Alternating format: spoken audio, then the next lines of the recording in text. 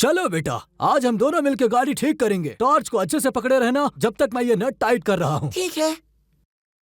तुम बहुत अच्छा कर रहे हो बेटा, और हो गया, गाड़ी फिक्स्ड। ये हमने कर दिखाया। I love you, Dad। क्या आप भी अपने डैड के साथ ऐसा काम करते थे? बोलो ना, टॉर्च को सीधा पकड़। बच्चे की जान लोगे क्या? हाय, मैं हूँ ब्राइसन और ये है मेरे डैड। YouTube चैनल स्टार्ट करने का आइडिया भी इन्हीं का था और इन्होंने मेरी बहुत मदद की चैनल बनाने में, मोटिवेट करने में और हमेशा सपोर्ट करने में। इन्होंने ही मुझे पाल पोस कर बड़ा किया है शायद, और एक बार मेरी जान भी बचाई है। नए घर में शिफ्ट होने के बाद हमने सोचा कि चलो सब साइकिल चलाने चलते हैं और डिनर करेंगे हमारे पास के ही हीजा पुट एंड बाक होटल में। एक सेकंड, मैं तभी साइकिल चलाना सीख ही रहा था और जैसे ही हम पहाड़ी से नीचे उतरने लगे मेरी थोड़ी सी फटने लगी, लेकिन मेरी मॉम ने कहा अरे कुछ नहीं होगा, और बड़े तो हमेशा सही ही बोलते हैं, है ना? इसीलिए मैंने धीरे धीरे नीचे उतरना स्टार्ट किया। स्पीड बढ़ रही थी लेकिन मेरा डर मजे में बदल रहा था। इतनी तेज साइकिल मैंने कभी नहीं चलाई थी और मैं गिर भी नहीं रहा था। मैंने पीछे मुड़ के मॉम को बोला, देखो मॉम, मैं चला रहा हूँ। मॉम कुछ तो चिल्लाई पर उस वक्त मुझे कुछ सुनाई ही नहीं दिया। लगा कि वो तेज जाने बोल रही है, पर असल में वो बोल रही थी कि धीरे चलाओ। लेकिन मुझे सुनाई नहीं दिया। मेरी साइकिल तेज होती गई। देखो मॉम, मैं कितना तेज चला रहा हूँ, आप खुश हो ना? ओह डैड, आपने ऐसा क्यों? ओह, पता चला कि जब मैं अपनी साइकिल पर धूम मचा रहा था तब मैं गोली की रफ्तार से ट्रैफिक के बीच में घुसने वाला था। वो तो अच्छा है कि डैड ने मॉम की चीख सुन ली और स्पेशल कॉम्बो मूव मार के मुझे नीचे गिरा दिया और उसी वजह से मेरी जान बच गई। मौत को टक से छूकर वापस आने के बाद मुझे डरना चाहिए था, पर मैंने कहा भाई मजा ही आ गया, चलो पिज्जा खाने चलते हैं और कोक भी पियेंगे। मॉम डैड से वैलिडेशन के चक्कर में मैं ऊपर जाने वाला था। वो तो अच्छा है कि अब मुझे किसी की वैलिडेशन की जरूरत ही नहीं है। मरने से बचाने के लिए थैंक्स डैड। अब बाकी बची वीडियो में मैं आपका मजाक उड़ाने वाला हूँ, वो भी बेइज्जती के साथ। चलिए शुरू करते हैं। जहाँ तक मुझे याद है मेरे डैड हमेशा से ही एक Bob the builder I can fix it type वाले बंदे रहे हैं। उन्होंने हमारे लिए ढेर सारी मजेदार चीजें बनाई हैं, जैसे कि एक ट्रेन का टेबल, मेरे भाइयों के लिए स्केट रैंप, घर के बाहर आराम करने की जगह, एक multi level tree house zip line के साथ, और बाहर वाले पेड़ पर एक झूला भी बनाया। मोस्टली वो सारी खराब चीजों को ठीक कर ही लेते हैं, सिवाय मेरे अटेंशन स्पैन के या फिर अपने। पर दिक्कत तो तब शुरू होती है जब कोई चीज उनसे ठीक ना हो। मुझे लगता है कि वो चीजें ठीक करने में इतना घुस जाता है कि अगर उन्होंने कोई चीज ठीक करने की कमिटमेंट कर दी तो खुद की भी नहीं सुनते। अरे खुल जाना घटिया कबाड़ी, इसके तब भाग ससुर। डैड ठीक है, थोड़ा शांत हो जाइए। मैं बिल्कुल शांत हूँ।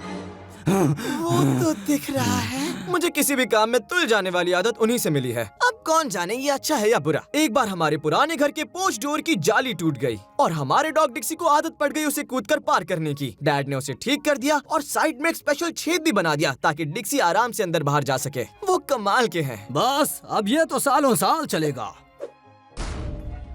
ये उन चुनिंदा मौकों में से एक था जब मैंने डैड को हार मानते हुए देखा। उसके बाद उन्होंने कभी दरवाजे में जाली नहीं लगाई। कुछ साल बाद हमने कूदने वाला ट्रैम्पोलिन खरीदा। डैड के पहले वाले सारे बिल्डिंग एडवेंचर्स में या तो मैं बहुत छोटा था या फिर कामचोर था या मैं ठीक से टॉर्च पकड़ नहीं पाता था। लेकिन इस बार मैं ट्रैम्पोलिन बनाने में डैड की मदद करूंगा और उन्हें प्रूव करूंगा कि मैं उनका ही बेटा हूँ। इस वाले ट्रैम्पोलिन में लोहे की लीफ वाली स्प्रिंग्स थी, ना कि कोई नॉर्मल वाली स्प्रिंग्स। तो शुरुआत में इन स्प्रिंग को स्पेशल टूल से मोड़ के ट्रैम्पोलिन मैट में क्लिप करना होता था। मैं था हमारी टीम का लीफ स्प्रिंग मोड़ने वाला और हमारे डैड थे मैट क्लिपर। जैसे जैसे स्प्रिंग जुड़ते गए मैट और ज्यादा टाइट होता गया और उन्हें जोड़ना इतना मुश्किल था क्योंकि वो फैल रखा था। डैड ने मैट खींच रखा था और मैं अपनी पूरी जान लगाकर लीफ स्प्रिंग मोड़ रहा था। दबाते दबाते मैंने अपनी सारी ताकत झोंक दी और तभी वो टूल स्लिप होकर सीधा डैड के सर में घुस गया।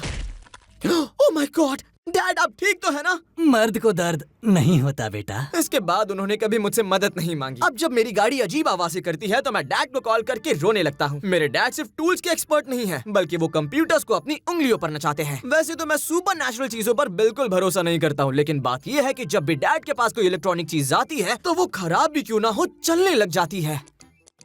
ये बटन खराब हो गया है। मैं क्लिक कर रही हूँ पर काम ही नहीं हो रहा। बस सेंड पे क्लिक करो। मैं वही कर रही थी, तुम्हारे आते ही ये कैसे चल गया? ये बात तो मुझे डबल दुख देती है क्योंकि तुम बहुत बड़े बेवकूफ लगते हो। वो आकर वही चीज करते हैं जो तुम कर रहे थे। शायद मेरा कंप्यूटर उनसे बहुत प्यार करता है। मुझे तो ये बात जानकर भी हैरानी नहीं होगी कि उनके पास फिक्स इट फिलिक्स का मैजिक हैमर पड़ा होता है, वो भी पूरे दिन। लगता है कि सारे डैड्स एक ही जगह से अपना डायलॉग सीखते हैं और हर जगह पर बस वही डायलॉग्स मारते रहते हैं। ये रहे मेरे डैड के कुछ क्लासिक डायलॉग्स। चलो बच्चों निकलते हैं। मेरी कुर्सी मत घुमाना। देखो अंडे का क्रिस्पी पार्ट, इसे मायार्ड रिएक्शन बोलते हैं। जब खाना थोड़ा सा जल जाए, पूरा नहीं, जिससे फ्लेवर एनहांस होता है और कैरमलाइज टेक्सचर मिलता है। रिमोट कहाँ है? मेरे औजार कहाँ है? मेरा फोन कहाँ है? मेरी पत्नी कहाँ है? जल्दी हटो, मुझे यही काम है। रूल्स की जरूरत बच्चों को होती है, हम खेल के सीखेंगे। तुम्हें पता है पहले नमक को पैसों की तरह यूज किया जाता था, क्योंकि यही मीट को सड़ने से बचाने का तरीका था जब तक फ्रिज नहीं बने थे। थर्मोस्टेट को हाथ मत लगाना। तुम दोनों लड़ना बंद करो वरना डैडी को बुलाऊंगी। बहुत हो गया। हनी, बच्चों अपनी मम्मी की बात सुनो। जैसा आप देख सकते हैं, डैड के पास बातें बनाने का एकदम यूनिक टैलेंट है, लेकिन उनकी कुछ बातें इतनी पावरफुल थी कि उन्हें बस एक बार बोलने की जरूरत पड़ती थी और वो क्लासिक बन जाती। हाँ, अच्छा फोन मुझे दो, मैं उससे बात करता हूँ। ब्रॉडी बेटा, अपने भाई पर सूसू करना बंद करो।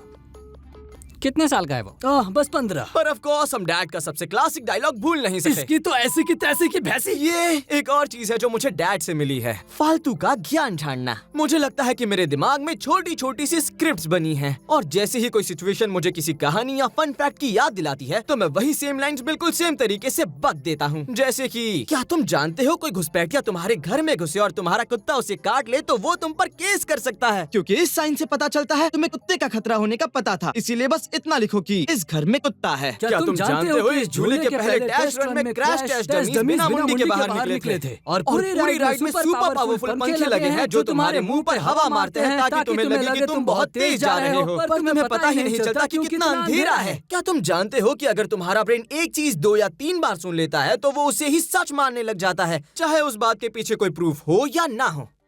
क्या तुम जानते हो मून लैंडिंग नकली थी? क्या तुम जानते हो कि उस सीन में एक्टर की उंगली असली में टूट गई थी, इसलिए उसकी चीखें असली थी? हाँ, मैं जानता हूँ। मैं ये सेम बात 100 बार सुन चुका हूँ। कोई नई बात बताओ ना। देखो, ऐसा नहीं है कि मुझ में और मेरे डैड में सिर्फ फालतू का ज्ञान झाड़ने की आदत कॉमन है। शायद हम थोड़े थोड़े सेम भी दिखते हैं। एक बार मैं प्लेन में था, साइड वाली सीट पर था और डैड जस्ट मेरे उस पार वाली सीट पर थे। तभी एक एयर होस्टेस चलते हुए आई और रुक गई। वो हम दोनों को घूर घूर के देखने लगी। क्या आप दोनों बाप बेटे हो? तुम बिल्कुल इनकी तरह दिखते हो। अगर एक कॉन्टेस्ट भी हो जाए तो कोई नहीं पहचान पाएगा। क्या ये गंदा सा चेहरा? तुम मजाक कर रही हो ना? प्लीज कह दो कि ये मजाक था। और शायद हमारी आवाज भी सेम है। देखो, मुझे तो ऐसा नहीं लगता। बाकी सुनने वाले जाने। मेरे डैड एक तरीके से काफी स्मार्ट भी हैं। उनके पास इंजीनियरिंग डिग्री है और एक MBA की भी है, लेकिन वो इस नॉलेज का यूज उतना नहीं करते जितना उन्हें करना चाहिए। एक बार हम बीच के किनारे वाले रोड पर जा रहे थे और डैड का मन कर गया रेत पर कार चलाने का। कार में हम सब थे। डैड रुको, ऐसा मत करो, हम सब रेत में फंस जाएंगे, प्लीज रुको। हम करेंगे। हम नीचे जा रहे हैं। टेंशन मत लो, बस एक्सेलरेटर चाप देता हूँ। वाह, काश किसी ने आपको रोका होता।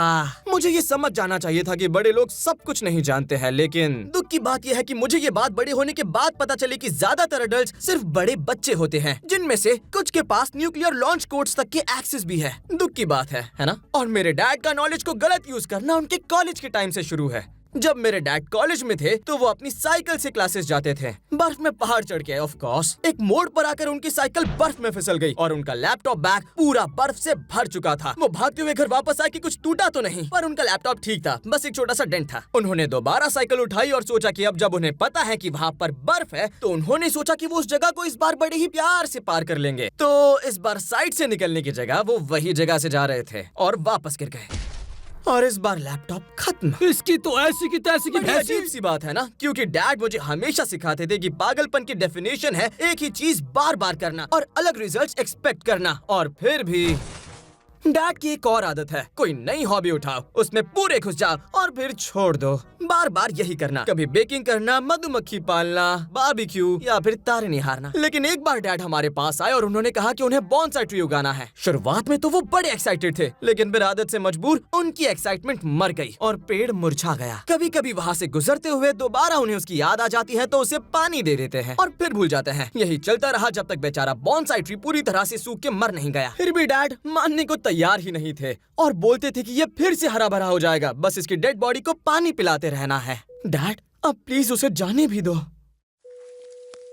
अरे ये बस थोड़ा प्यासा है, ठीक हो जाएगा। आखिर में उन्हें हमारी बात माननी पड़ी और उस पेड़ को फेंक दिया गया। लेकिन मैं उनको अच्छा फील करवाना चाहता था तो मैं उनके लिए लेगो का बोनसाई सेट गिफ्ट लेकर आया। लो डैड, ये एक सुंदर सा बोनसाई है जो कभी नहीं मरेगा। लेकिन कुछ महीने बाद मैं घर वापस आया और मैंने देखा कि वो लेगो का बोनसाई नीचे पड़ा हुआ है और उसके 1000 टुकड़े हो चुके हैं। डैड, इस बॉन्साई पेड़ को ना ही मिट्टी चाहिए थी, ना ही पानी, ना कोई मेंटेनेंस, फिर भी आप इस बॉन्साई पेड़ को संभाल नहीं पाए। आपको बच्चे पालने की परमिशन किसने दी थी? लेकिन एक हॉबी डैड के साथ हमेशा चिपकी रही, वो है remote control cars, trains, boats और प्लेन्स। और वही स्टार्ट होती है उनके एक और नॉलेज के गलत यूज की कहानी, जो है उनके खिलौनों को हमारे डॉग्स के सामने उड़ाने की।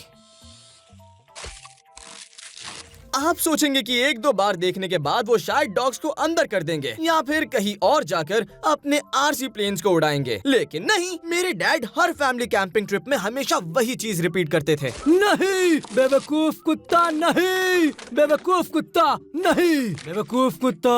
हाँ, वही तो बेवकूफ है। और सैड पार्ट ये है कि अगर डॉग्स आरसी प्लेन्स को ना भी तोड़े तो डैड पक्का उन्हें तोड़ देंगे। मुझे तो याद भी नहीं कि कितने आरसी प्लेन्स को उन्होंने क्रैश किया है। अब तो ये क्वेश्चन भी नहीं आता कि क्रैश होगा या नहीं, क्वेश्चन है कब होगा। हमारी लास्ट फैमिली ट्रिप में डैड ने एक बड़ा सा फैंसी प्लेन लिया जो कि पानी में टेक ऑफ और लैंड कर सकता था। उन्होंने हम सबको बुलाया उनकी पहली उड़ान देखने के लिए, और हम सब बस उदास शक्ल लेकर वहाँ पर खड़े थे।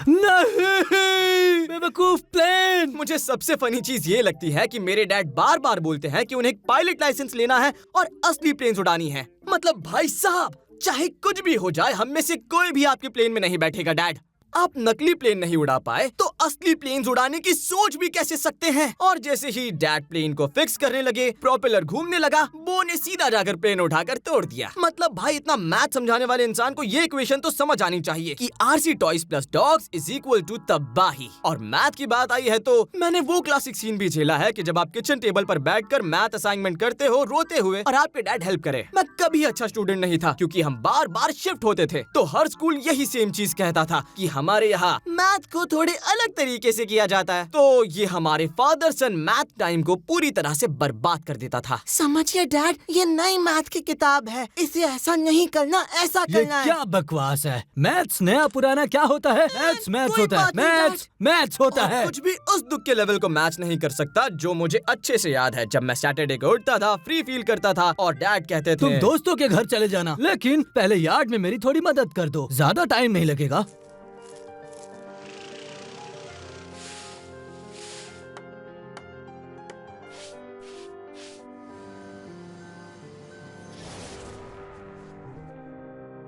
डैड के इतने सारे प्रोजेक्ट्स के बीच उन्हें अपनी पीठ की डिस्क स्लिप करवा दी थी और सर्जरी का वेट करते हुए उन्हें कई महीनों तक झुककर चलना पड़ा। सिर्फ यही एक तरीका था जिससे उन्हें कम दर्द होता था और मैं अपने मन को रोक नहीं पा रहा था उन्हें सीधा करने से।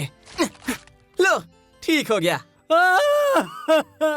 लेकिन एक क्लासिक डैड होने की वजह से वो किसी को अपना दर्द नहीं दिखाते थे। हम अंकल के घर गए और उन्होंने हमें BMX राइडिंग के लिए इनवाइट किया, एक कोर्स पे उनके घर के पास। श्योर, बड़ा मजा आएगा। आप श्योर है? आपकी पीठ की तो लगी पड़ी है ना? ना, कुछ नहीं हुआ है।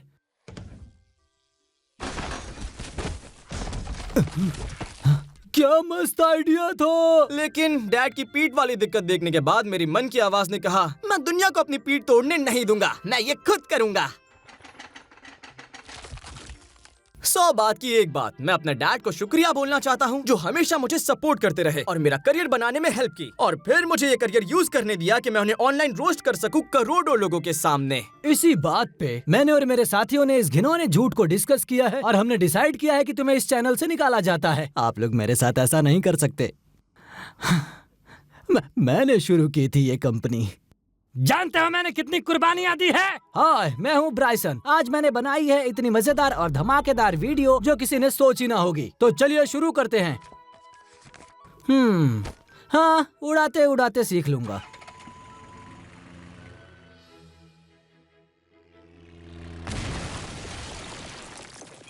हाय दोस्तों, ये मैं हूँ असली वाला ब्राइसन। वीडियो को लाइक करना और सब्सक्राइब बटन को तोड़ना मत भूलना। और आज तक जीवन में जिससे भी बात हुई है उनको ये वीडियो भेजना मत भूलना। और हमारे बेहतरीन कार्ड गेम्स को चेक करना मत भूलना। और हैम्स और बुल शार्क्स को भी, लिंक नीचे है। उम्मीद है कि तुमने दुनिया के सबसे बेस्ट डैड की कहानी को एंजॉय किया होगा। वो इतने कूल, फनी और हैंडसम है और उनको घमंड भी नहीं है। उनको तो भारत रत्न का अवार्ड मिलना चाहिए। थैंक्स मेरी अमेजिंग आर्टिस्ट की टीम को, मेरी फैमिली और दोस्तों को, और आपको जो देख रहे हो, मेरे डैड को भी इतना ऑसम होने के लिए। ओके बाय गाइस, अगले हफ्ते हम सीखेंगे अपनी प्लेन और पीठ को सीधा कैसे करें। मिलते हैं।